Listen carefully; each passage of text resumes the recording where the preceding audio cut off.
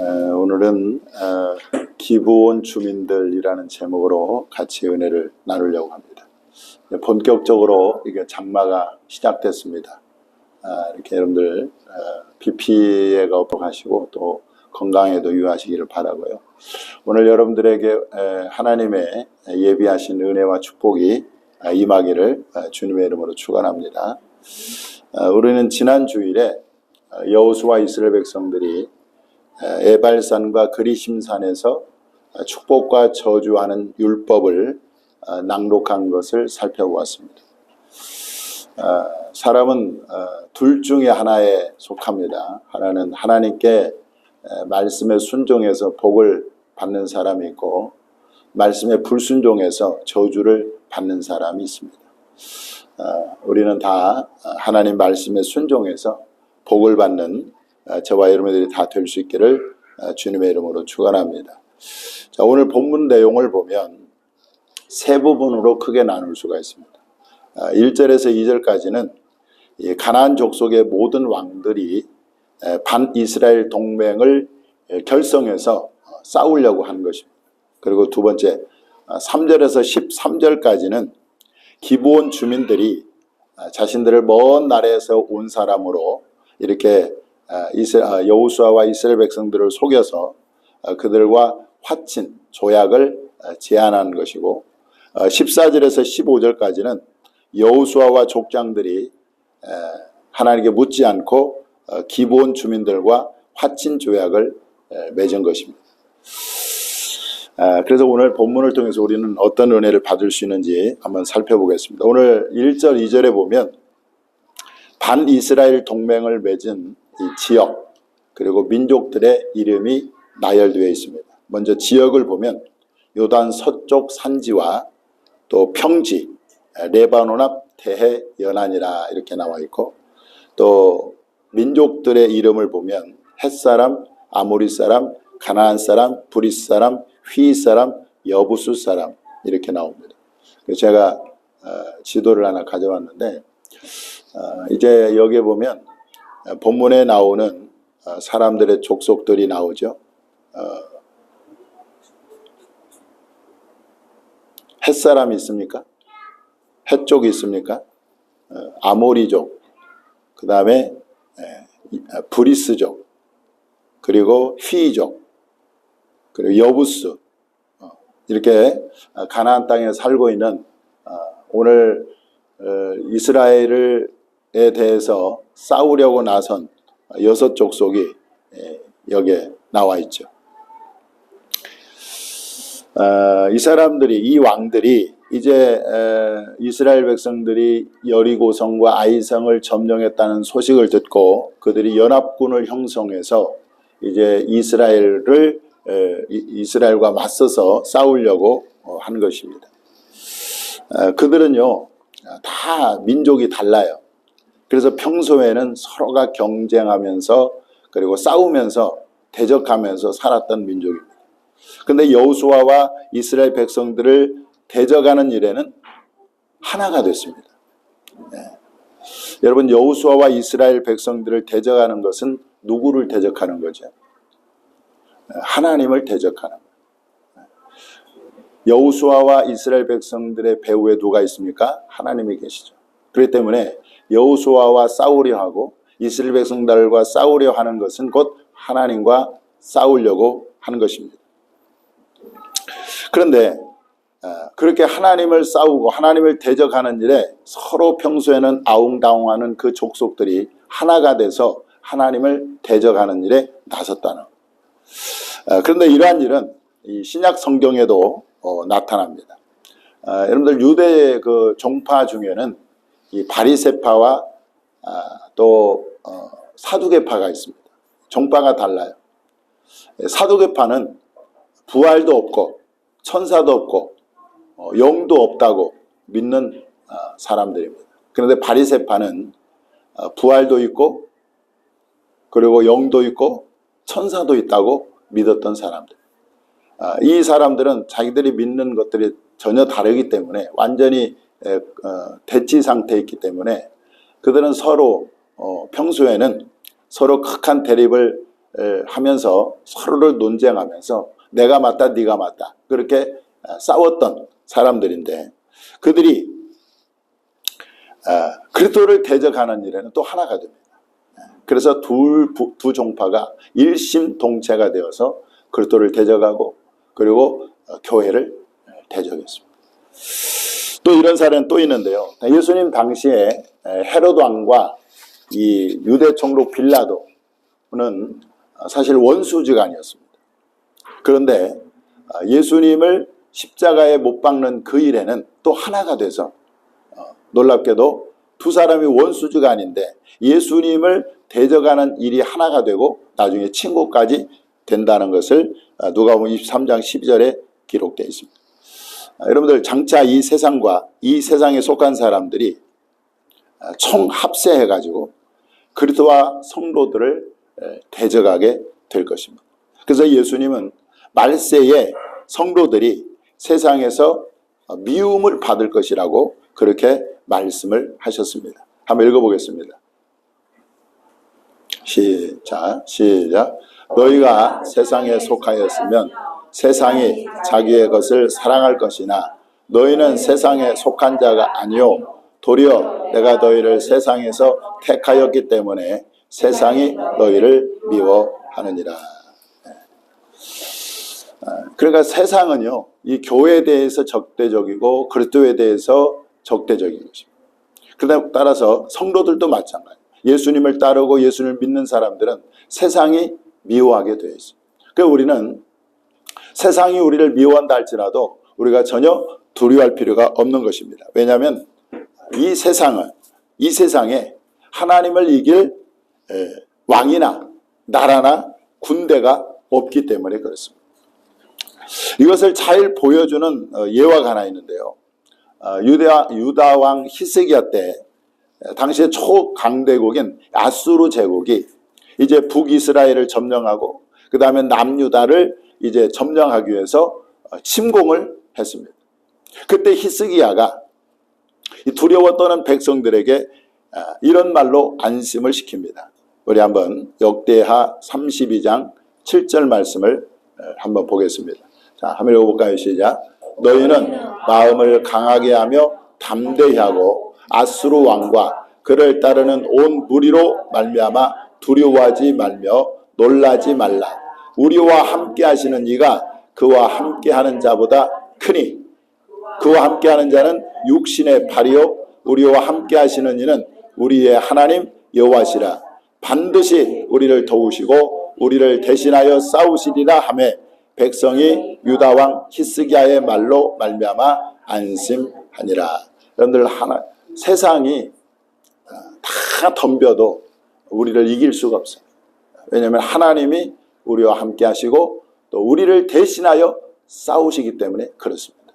여러분들 하나님을 이길 사람이 세상에 어디 있겠어요? 그렇기 때문에 우리는 궁극적으로 승리하게 될 줄 믿습니다. 자, 여러분들 앞에서 6 민족은 하나님을 대적하는 편에 섰습니다. 하나님과 싸우는 편에 섰습니다. 그러나 이 기브온 주민들은 하나님께 항복하는 편을 선택했습니다. 하나님께 굴복하는 편을 선택했습니다. 그래서 그들은 어떻게 됐습니까?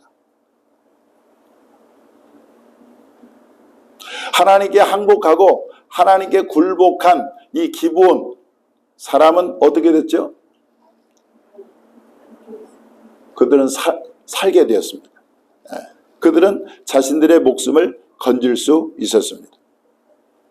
사실 이 기브온 주민들은요, 하나님의 진멸의 대상이었습니다.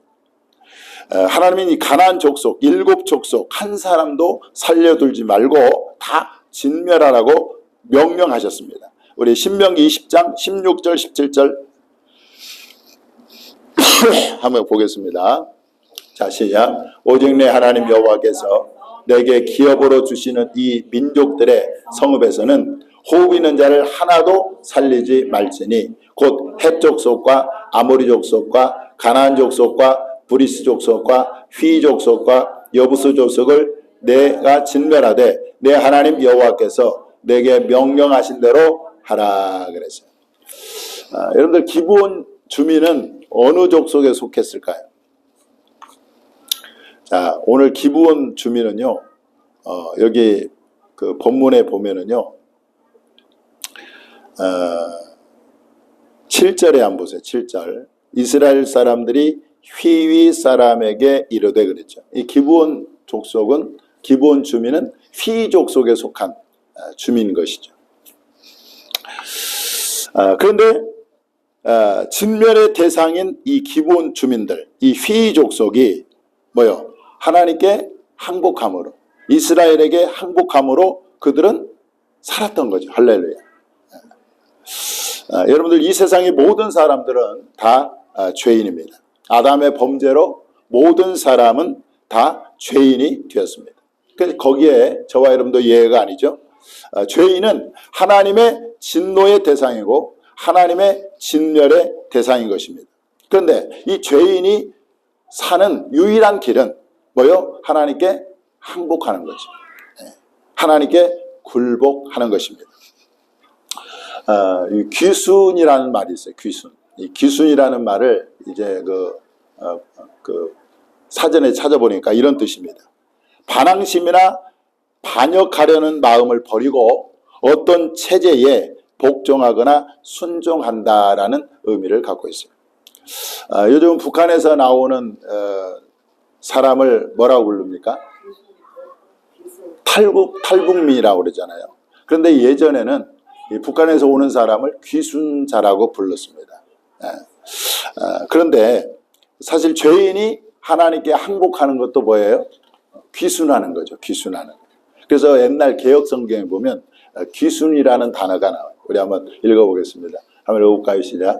그런즉 너희 열조같이 목을 곧게 하지 말고 여호와께 귀순하여 영원히 거룩해 하신 전에 들어가서 너희 하나님 여호와를 섬겨 그 진노가 너희에게서 떠나게 하라. 그래서 우리가 여러분들 하나님께 귀순하시기를 바랍니다. 하나님께 항복하시기 바랍니다. 그러면 우리가 살게 될 줄 믿습니다.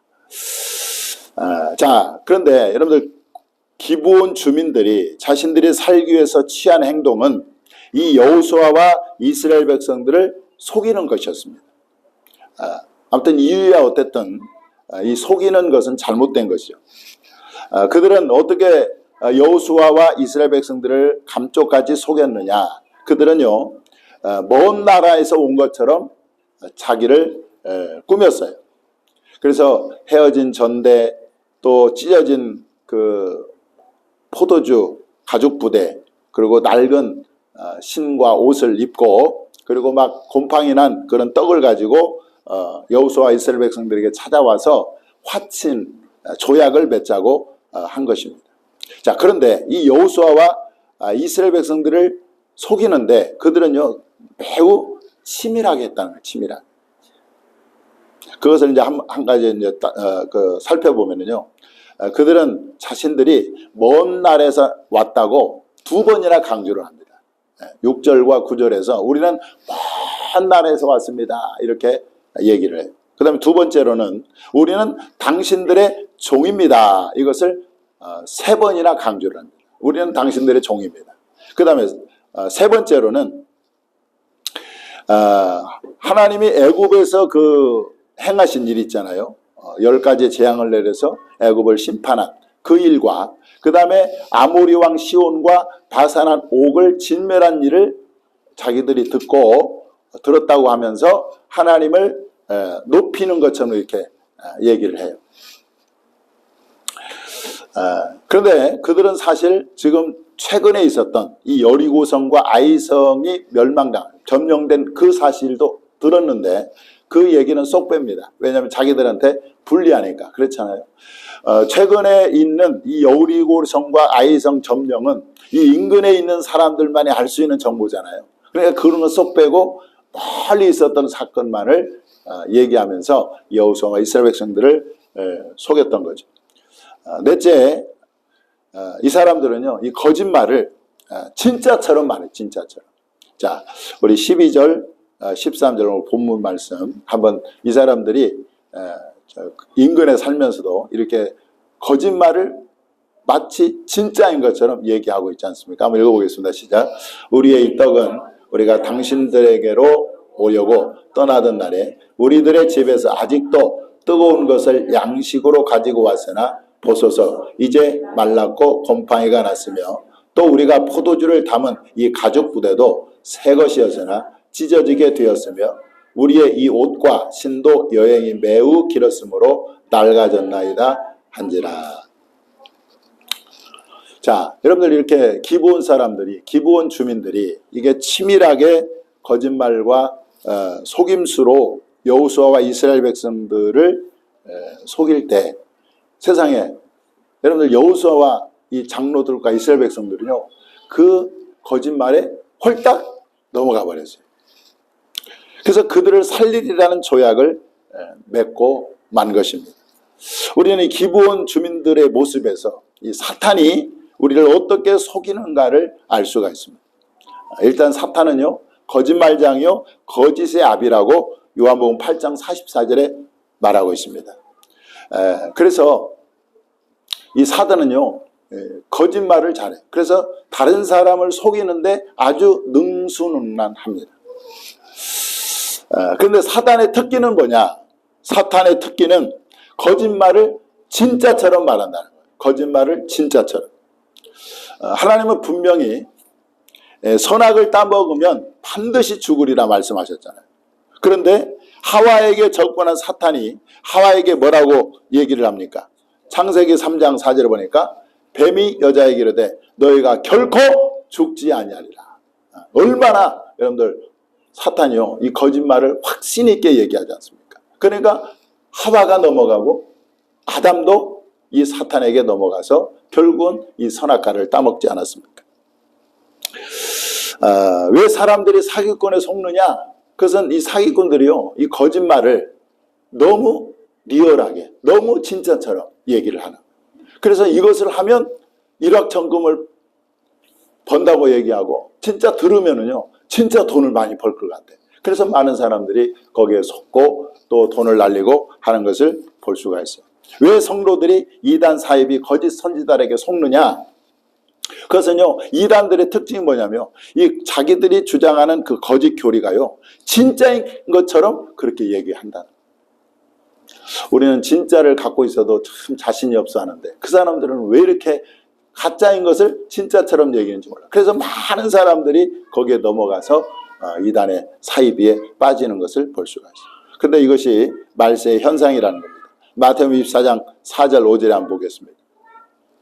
자, 시작. 예수께서 대답하여 이르시되 너희가 사람의 미혹을 받지 않도록 주의하라. 많은 사람이 내 이름으로 와서 이르되 나는 그리스도라 하여 많은 사람을 미혹하리라. 거짓 그리스도들과 거짓 선지자들이 일어나 큰 표적과 기사를 보여 할 수만 있으면 택하신 자들도 미혹하리라.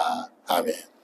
여기 보면 거짓 선지자, 거짓 그리스도들이 나타나서 큰 표적과 기사를 보인다는 거예요. 진짜 이 이단 집회 이런 데 보면 기적이 일어난다는 거예요. 병도 막 낫고 귀신도 떠나가고 막 이런 현상들이 나타나니까 사람들이 이게 진짜인가 보다 해서 거기에 호빵 넘어가서 이단 사입에 빠지는 것을 볼 수가 있습니다. 여러분, 이 사단에게 속지 않은 방법은 어떻게 어떤 것이 있을까요? 첫째는 따라서 합시다. 성령 충만해야 된다. 네. 여러분들 성령 충만하면요 이 거짓이 분별이 돼요. 사도행전 5장에 보면 아나니아와 삽비라 부부가 나오는데 이 사람들은 이 두 부부가 하나님께 드리기로 약속한 땅값 얼마를 감추었어요. 그리고 일부만 내면서 이게 전부라고 거짓말을 했습니다. 당시 성령 충만했던 베드로는 단박에 이 아나니아와 삽비라 부부가 거짓말하는 것을 알아차렸어요. 그래서 그는 이 아나니아에게 이렇게 얘기를 합니다. 자, 사도행전 5장 3절 4절 한번 읽어보겠습니다. 시작. 베드로가 이르되 아나니아야 어찌하여 사탄이 내 마음에 가득하여 내가 성령을 속이고 땅값 얼마를 감추었느냐. 땅이 그대로 있을 때에는 내 땅이 아니며 판 후에도 내 마음대로 할 수가 없더냐. 어찌하여 이 일을 내 마음에 두었느냐. 사람에게 거짓말한 것이 아니요 하나님께로다. 아멘. 성령 충만하니까 베드로가 아나니아와 삽비라가 거짓말하는 것을 단박에 알아차리고 그렇게 얘기를 했던 것입니다. 그래서 결국 이 두 부부는 한날에 죽고 말았는데, 여러분, 우리 성도는요 늘 성령 충만을 구해야 될 줄 믿습니다. 우리가 성령 충만하면 거짓이 무엇인가를 이렇게 분별이 금방 되는 거예요. 그래서 우리가 늘 성령 충만을 구해야 되고, 두 번째, 우리가 이 사단에게 속지 않은 방법은 두 번째로는 하나님께 묻는 거예요. 하나님께 묻는 거예요. 오늘 본문에 이 여호수아와 이스라엘 백성들이 기브온 주민들에게 속은 이유가 자신들의 판단을 믿고 하나님께 묻지 않았기 때문에 그렇습니다. 오늘 본문에 나와 있잖아요. 그들이 하나님께 묻지 않고 조약을 맺었다 그랬잖아요. 그러니까 하나님께 물어보면 하나님께서 이 거짓을 분별할 수 있는 지혜를 주신다는 거예요. 지혜를. 그래서 하나님께 물어보는 게 굉장히 중요한데, 자, 잠언 3장 5절 6절을 한번 읽어보겠습니다. 자, 시작. 너는 마음을 다하여 여호와를 신뢰하고 내 명철을 의지하지 말라.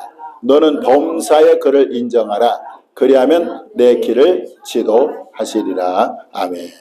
그러니까 하나님께 기도하거나 하나님께 물으면 하나님께서 때로는 기록된 말씀을 통해서 우리에게 말씀하시기도 하시고, 또 우리가 기도 중에 분별의 영을 주셔서 그것이 아니라고 말씀하시기도 하시고, 때로는 목회자를 통해서도 주님은 말씀을 하세요. 그래서 여러분, 우리가 어떤 일을 결정할 때 특히 신앙과 관련해서는 자신의 판단을 과신하지 말고 말씀에 비춰보기도 하고, 또 기도도 해보고, 또 목회자에게 자문도 구할 때 여러분 절대 이 이단 사이비에 넘어가지 않고 사단에게도 속지 않게 될 줄 믿습니다. 그래서 여러분 정말 하나님께 물어보시기 바랍니다. 하나님께서 분별의 은혜를 주실 줄 믿습니다. 자, 오늘 15절에 보면 여호수아가 그들과 화친하여 그들을 살리리라는 조약을 맺습니다. 다른 사람은 몰라도 저는 여호수아가 속은 것은 조금 이해가 가지 않습니다. 왜냐하면 그는 그야말로 지도자였고 또 하나님과 소통이 잘 되는 그런 영적 리더였잖아요. 그런데 이 여호수아가 속잖아요. 이것을 보면서 참 인간은 완벽하지가 않구나, 또 인간은 속기를 잘하는구나, 이걸 깨닫게 됩니다.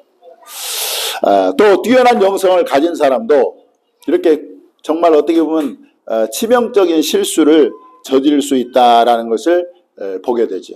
그래서 여러분, 우리가 정말 특히 이제 목회자를 위해서 여러분들 많이 기도해 주시기 바랍니다. 이 목회자의 실수나 또 넘어짐은요, 이 공동체에 어떻게 보면 치명적일 수 있기 때문에 그렇습니다. 여러분들 앞에서 말씀드린 것처럼 이 휘이족 속 기브온 주민들은 뭐요? 진멸의 대상이었어요. 그래서 그들과는 조약을 맺을 수 없고 그들은 다만 살려두면 안 되는데, 여호수아가 그들과 조약을 맺으면서 그들을 살려둠으로써 나중에요, 이 기브온 사람들 때문에 이스라엘 백성들이 큰 공경에 처하게 됩니다. 그것은 뭐냐면 이 다윗 시대 때 그 이스라엘 땅에 3년 동안 기근이 일어나요. 기근이.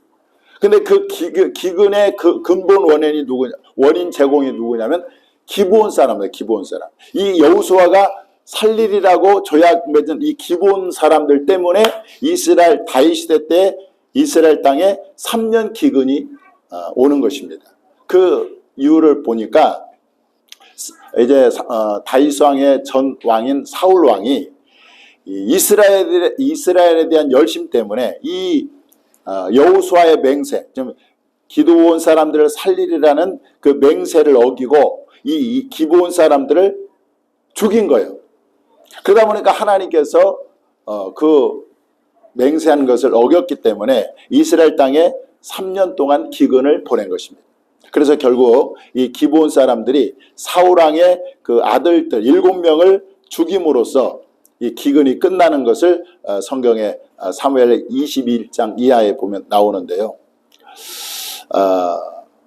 그런데 이렇게 어떻게 보면 기본 주민들 휘족속을 죽여야 되는데 그들을 죽이지 않고 화친함으로써 불행의 불씨를 남겨놓은 거 아니겠습니까? 그런데 이것은 하나님께서 이미 예견해 놓은 거라는 거죠. 자, 우리 한번 민수기 33장 55절 한번 보겠습니다.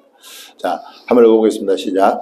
너희가 만일 그 땅의 원주민을 너희 앞에서 몰아내지 아니하면 너희가 남겨둔 자들이 너희의 눈에 가시와 너희의 옆구리에 찌르는 것이 되어 너희가 거주하는 땅에서 너희를 괴롭게 할 것이요. 이 말씀대로 된 거예요. 그러니까 여호수아가 실수함으로 여호수아가 속음으로 이 기브온 사람들을 남겨둠으로써 이 기브온 사람들 때문에 결국 이스라엘 백성들이 큰 공경에 처하고 어려움을 청하게 되는 것을 볼 수가 있습니다. 이게 여기서 얻는 교훈은 여러분 죄와 타협하면 안 된다는 거죠. 작은 죄라도 내게 남겨놓으면 결국 그 죄가 나를 곤경에 빠뜨리고 나를 삼킬 수 있다는 것을 보여주고 있는 것입니다. 따라서 우리는 죄에 대해서 어떻게 해야 돼요? 단호하게 끊어야 되겠습니다. 사실 죄를 끊는다는 건 어렵지만 그래서 우리가 성령의 도우심으로 단호하게 죄를 끊을 때 여러분들 불행의 씨를 우리가 남겨놓지 않고 우리가 살게 될 줄 믿는 것입니다. 그러므로 오늘 여호수아의 실수로 그 기브온 사람들을 남겨둠으로써 나중에 큰 공경에 처하는 이스라엘의 그 모습을 보면서 우리도 이 죄의 불씨가 되는 이 죄를 단호하게 끊을 수 있는 저와 여러분이 다 될 수 있기를 주님의 이름으로 축원합니다. 자, 기도하겠습니다.